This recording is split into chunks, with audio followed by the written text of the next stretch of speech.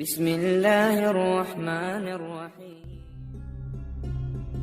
আসসালামু আলাইকুম ওয়া রাহমাতুল্লাহ। ইনি হচ্ছেন শ্রী শ্রী রবি শঙ্কর এবং দ্বিতীয় ব্যক্তিটি হচ্ছেন ডক্টর জাকির নায়েক।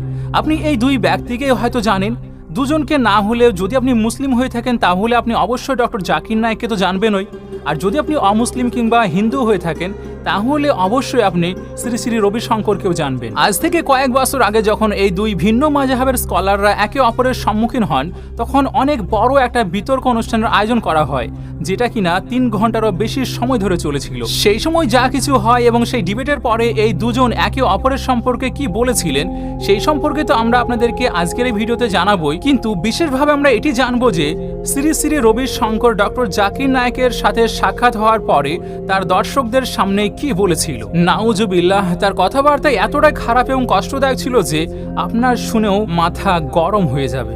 সর্বপ্রথমে আপনি শ্রী শ্রী রবি শঙ্করের সংক্ষিপ্ত পরিচয় জেনে নিন। এই লোক নিজেকে হিন্দু আলেমে দিন বলে, বিভিন্ন অনুষ্ঠানেও যান এবং তার অনেক বেশি পরিমাণে ফলোয়ারও আছে। যেমনটা আপনারা জানেন ভারতবর্ষে হিন্দুত্ববাদের প্রচার কিভাবে চলমান রয়েছে এবং হিন্দুত্ববাদ অথবা মুসলমানদের প্রতি ঘৃণা প্রচারের মাধ্যমে যে কেউ আলেমে দিন হয়ে যায়, যেমন রবি শঙ্কর, অথবা কোনো বড় রাজনীতিবিদ প্রধানমন্ত্রী হয়ে যায় যেমন নরেন্দ্র মোদী। তাহলে চলুন জেনে নিই শ্রী শ্রী রবি শঙ্কর আসলে কে। এই ব্যক্তির সম্পর্কে আপনাদেরকে এটা জানিয়ে দিই যে এর নাম কোনো ভালো উদ্দেশ্যে ব্যবহার করা হয় না। এর সম্পর্কে স্বয়ং ভারত থেকে অনেকবার প্রতিবাদ উঠেছে। ডক্টর জাকির নায়েকের সঙ্গে ডিবেট হওয়ার পর এই ব্যক্তি ডক্টর জাকির নায়েকের উদ্দেশ্য করে যে নোংরা কথাগুলো বলেছে তা আসলে হৃদয় বিদারক ও চোখ ধাঁধানো ছিল। চলুন আপনাদেরকে জানিয়ে দিই এই ব্যক্তি ডক্টর জাকির নায়েকের সম্পর্কে কি বলেছিল। मूर्ख आदमी एक ग्लॉसरी पढ़ने वाला, इसमें ये में ये है 10वीं चैप्टर 6वीं श्लोक 18वीं चैप्टर 5वीं श्लोक, ये सब गिनते जाओ। ये सब নিজের আলোচনা পর্বতে সোজাসুজিভাবে শ্রী শ্রী রবি শঙ্কর ডক্টর জাকির নায়েককে তার পায়ের জুতো হিসেবে অভিহিত করে, আর এটা বলে যে কাবা ঘর যেখানে তাওয়াফ করা হয় সেখানে নাকি একটা সময়ে হিন্দুদের মন্দির ছিল। এই অনুষ্ঠানে রবি শঙ্কর ডক্টর জাকির নায়েক সম্পর্কে বলে, আমি ওকে বলি। আপনারা জানেন যে কোনো সম্মানিত ব্যক্তির ব্যাপারে কথা বলার সময় তার বলা উচিত ছিল যে আমি ওনাকে বলি, আমি ওকে বলি নয়। এখান থেকে অনুধাবন করা যায় যে এই লোক কতটা শিক্ষিত। পড়ালেখার কথা যখন বলছি তখন এটাও বলি যে শ্রী শ্রী রবি শঙ্কর প্রায় বলেন যে তিনি বই লিখে থাকেন এবং দুনিয়া জানে উনি যে বই লিখে থাকেন, আর হিন্দু ধর্মের মানুষেরা তার বইকে শখ করে পড়েও থাকে। কিন্তু তার বই সংক্রান্ত কিছু প্রশ্ন যখন ডক্টর জাকির নায়েক তাকে করে বসে তখন অবস্থা এমন যেন বিড়ালের লেজে পা পড়ে গিয়েছে। শ্রী শ্রী রবি শঙ্কর একে তো সেই প্রশ্নগুলোর উত্তর দিতে সম্পূর্ণভাবে ব্যর্থ হন, অন্যদিকে তার এক আলোচনা সভায় তার ফলোয়ারদের সামনে এটা বলে যে আমি বারবার বলেছি বিতর্ক সংক্রান্ত কথাবার্তা না বলতে, বারবার বইয়ের দিকে কেন যাস। একজন হিন্দু আলেমে দিন যে কিনা একটা বইও লিখতে পারে না, বই লেখার সময় এমন এমন ভুলভাল লিখে থাকে যেটা দেখে মানুষের হাসি আসে, তাই সেই ব্যক্তিকে আলেমে দিন কিভাবে বা বলা যেতে পারে। আসলে শ্রী শ্রী রবি শঙ্কর বই লেখার সময় তার মনে যা আসে তাই সব লিখে ফেলে। তারপর ডক্টর জাকির নায়েক যখন তার বই একদম পুঙ্খানুপুঙ্খভাবে পর্যবেক্ষণ করেন এবং সেই সংক্রান্ত প্রশ্ন শ্রী শ্রী রবি শঙ্করের কাছে করে বসেন তখন সেই প্রশ্নের কোনো উত্তরই তার কাছে ছিল না। আপনারা তো সকলেই জানেন ডক্টর জাকির নায়েক বিভিন্ন ধর্মের বইয়ের জ্ঞান রপ্ত করে রেখেছেন।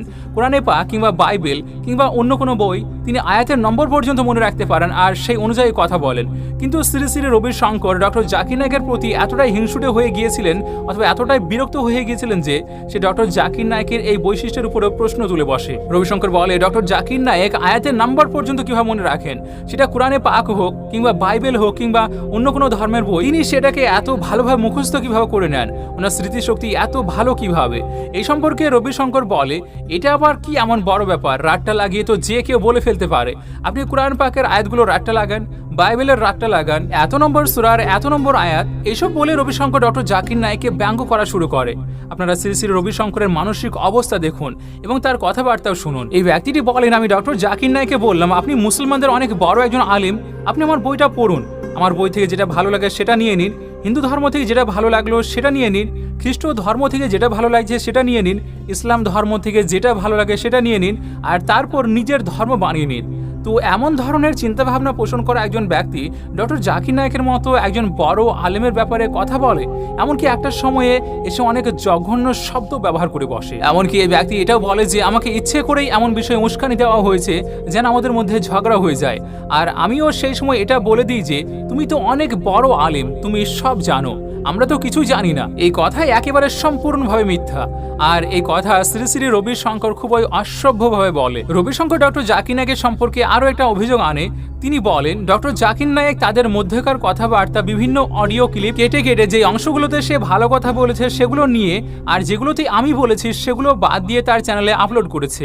আসলে এই কথাটাও সম্পূর্ণভাবে মিথ্যা। আজও ইন্টারনেটে ইংরেজিতে হওয়া সেই ডিবেটের ভিডিও উপস্থিত আছে, আর সেই ভিডিওতে দেখা যায় যে শ্রী শ্রী রবিশঙ্করের একটা কথাও কাটা হয়নি। উল্টো ডক্টর জাকির নায়েকের কথাবার্তার অনেক অংশ কেটে দেখানো হয়েছে, যেটা ভারতে প্রায় লোকই দেখে। আফসোসের ব্যাপার এটা তো শ্রী শ্রী রবিশঙ্কর এই সময় ডক্টর জাকির নায়েককে নিকাম্মা মানুষ পর্যন্ত বলে বসে। কতটা নিকাম্মা মানুষ! রবিশঙ্কর পরবর্তীতে এটা বলে যে জুতো যদি আমার পায়ে কামড়ায় তাহলে কি আমি জুতোকে কামড় দিব? অর্থাৎ সে ডক্টর জাকির নায়েককে তার পায়ের জুতো হিসেবে উল্লেখ করে এবং বলে যদি জুতো তার পাকে কষ্ট দেয় তাহলে কি সে জুতোকেও কষ্ট দেবে? এই জন্য সে ডক্টর জাকির নায়েকের কথাগুলোকে উপেক্ষা করে। সেই সময় শ্রী রবিশঙ্করের ফলোয়ার্সরা তো তালি বাজাচ্ছিলই, কিন্তু রবিশঙ্করের চেহারাতে বোঝা যাচ্ছিল যে সে আবারও মিথ্যা কথা বলছে আর তার ফলোয়ারদেরকে আবারও একবার গোমরাহ করছে। রবিশঙ্কর কাবা শরীফের ব্যাপারে কি শব্দ ব্যবহার করেছে সেটাও আপনারা তার কণ্ঠেই শুনে নিন। वो एक शिव मंदिर था, ये भी बात है। तो मैंने लिखा काबा की जो परिक्रमा करते हैं 7 बार, ये वही पद्धति है जैसे परिक्रमा उसको पूजते हैं। वो बोलता है उसको पूजते नहीं है, ये गलत लिखा है। अरे भाई पूजते नहीं हो तो उसको सम्मान क्यों देते हो? सम्मान देना है तो पूजा है। এই লোকটা বলে যে কাবা শরীফ আগে একটা শিব মন্দির ছিল, আর কাবা শরীফে যে তাওয়াফ করা হয় সেটা আসলে হিন্দুদের পদ্ধতি এবং সেই সময় আসলে ভগবানকে সম্মান করা হয়। নাউজুবিল্লাহ! এই লোকের মুখ দিয়ে এইসব কথাবার্তা পর্যন্ত বের হয়েছে। শ্রী রবিশঙ্কর বলে সে ডক্টর জাকির নায়েককে জিজ্ঞাসা করে যে আপনারা কাবা শরীফের পূজা কেন করেন? এর উত্তরে ডক্টর জাকির নায়েক নাকি বলেছিল আমরা তো পূজা করি না আর কেবল তার চারপাশে ঘুরি। এটা বলেও সে ইসলামকে নিয়ে ঠাট্টা করে আর হলে উপস্থিত হিন্দুরা আরও একবার হাসতে শুরু করে। রবিশঙ্কর এটা বলে যে ডক্টর জাকির নায়েক এতটাই বুদ্ধিমান যে তিনি মনে করেন খরগোশেরও 3টে শিং থাকে। রবিশঙ্কর আরো বলে হ্যাঁ তুমি বুদ্ধিমান আর আমরা সবাই তো বেকুব। সেই বিতর্কে আসলে রবিশঙ্করকে সকলের সামনে খুব খারাপভাবে পরাজয় বরণ করতে হয়। আর তারপর রবিশঙ্কর তার জনসভায় এসে তার ফলোয়ার্সদেরকে বলতে শুরু করে যে মুসলিম এবং হিন্দুদের মধ্যে যেন ঝগড়া না শুরু হয়ে যায়, এই জন্য তিনি বলেন ঠিক আছে যাও, তুমি জিতে গিয়েছো আর আমি হেরে গিয়েছি। যদি সত্যের দৃষ্টিতে সেই বিতর্ক অনুষ্ঠান দেখা হয় তাহলে আমরা দেখতে পাবো শ্রী শ্রী রবিশঙ্কর ভয়ঙ্করভাবে পরাজয়ের শিকার হন এবং সেই মিথ্যুক এবং বেঈমান লোকের প্রত্যেকটা দাবি মিথ্যা হিসেবে সাব্যস্ত হচ্ছিল। রবিশঙ্কর আরো একটা মিথ্যা কথা বলে যে আমি সিদ্ধান্ত নিয়েছি আমি আর কখনো এই ধরনের কোনো বিতর্ক অনুষ্ঠানে যাব না, কারণ এই ধরনের মানুষের সঙ্গে কথা বলার সময় নষ্ট করার সমান। যখন আসল ঘটনা হচ্ছে ভয়ঙ্করভাবে পরাজয়ের পর রবিশঙ্কর কাউকে মুখ দেখানোর অবস্থায় ছিল না। এটাই হচ্ছে প্রধান কারণ যার জন্য সে ডক্টর জাকির নায়েকের বিপক্ষে যে কোনো ধরনের ডিবেট কিংবা বিতর্ক অনুষ্ঠানে যাওয়া পরিহার করে। তো এখন এসে পড়ি ভিডিওর সেই অংশতে যেখানে আমরা আপনাদেরকে একটি ছোট্ট প্রশ্ন করতে চাই, কিন্তু তার আগে আমরা আপনাদেরকে জানাতে চাই যে শ্রী রবিশঙ্করের ব্যাপারে ডক্টর জাকির নায়েক কি শব্দ ব্যবহার করেছিলেন সেই ভিডিওটিও খুব তাড়াতাড়ি আমরা আপনাদের সামনে নিয়ে আসবো ইনশাআল্লাহ। এখন আপনাদেরকে একটি ছোট্ট প্রশ্ন করছি, আপনার কি মনে হয় ডক্টর জাকির নায়েক এবং শ্রী রবিশঙ্করের মধ্যে আবার নতুন করে কোনো একটা বিষয়ে বিতর্ক হওয়া উচিত, নাকি ডক্টর জাকির নায়েকের উচিত এইরকম লোকের সাথে দেখা করা থেকে মানা করে দেওয়া? আর দ্বিতীয় প্রশ্নটি হচ্ছে ভারতবর্ষে কি এই লোকের যে কোনো ধরনের বক্তৃতা কিংবা অনুষ্ঠানের উপর নিষেধাজ্ঞা আরোপ করা উচিত নয়, যেখানে ইচ্ছে মতো মিথ্যা কথা বলছে এবং মানুষদেরকে পথভ্রষ্ট করছে? কমেন্টের মাধ্যমে আপনাদের রায় আমাদেরকে অবশ্যই জানাবেন। আর যদি আপনি ডক্টর জাকির নায়েকের একজন ফ্যান হয়ে থাকেন তাহলে চ্যানেলটি অবশ্যই সাবস্ক্রাইব করে রাখতে পারেন।